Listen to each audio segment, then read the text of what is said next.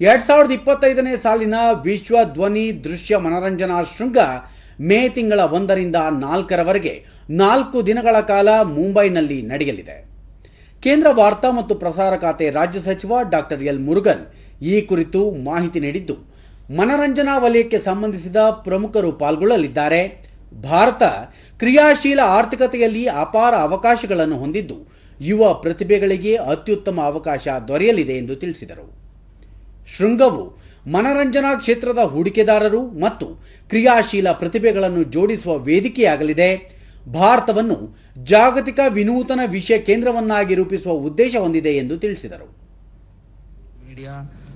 For the newspaper, for the satellite TV channel, for the OTT platform, for the digital media, for the filmmakers, all the sector, the entertainment, media and entertainment sector, they come together and they celebrate 4 days. Waves Summit is Waves ಶೃಂಗದ ಅಂಗವಾಗಿ ದೇಶದ ವಿವಿಧೆಡೆ anime ಮತ್ತು manga ಸ್ಪರ್ಧೆ warm ಅನ್ನು ಆಯೋಜಿಸಲಾಗಿತ್ತು. ಅಂತಿಮ ಸುತ್ತಿಗೆ ಪ್ರವೇಶಿಸಿದ 11 ನಗರಗಳ ಸ್ಪರ್ಧಾಳುಗಳು ವೇವ್ಸ್ ಶೃಂಗದಲ್ಲಿ ಪಾಲ್ಗೊಳ್ಳಲಿದ್ದಾರೆ.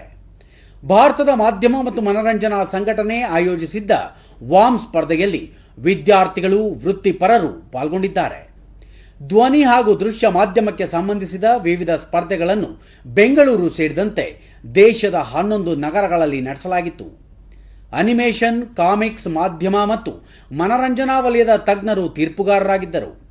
ಇದೀಗ ಅಂತಿಮ ಸುತ್ತಿನ ಸ್ಪರ್ಧೆ ಮುಂಬೈನಲ್ಲಿ ಆಯೋಜನೆಗೊಂಡಿದ್ದು, ವಿಜೇತರಿಗೆ 2026ರಲ್ಲಿ ಜಪಾನ್ನ ಟೋಕಿಯೋದಲ್ಲಿ ನಡೆಯಲಿರುವ ಅನಿಮೆ ಶೃಂಗದಲ್ಲಿ ಪಾಲ್ಗೊಳ್ಳುವ ಅವಕಾಶ ದೊರೆಯಲಿದೆ.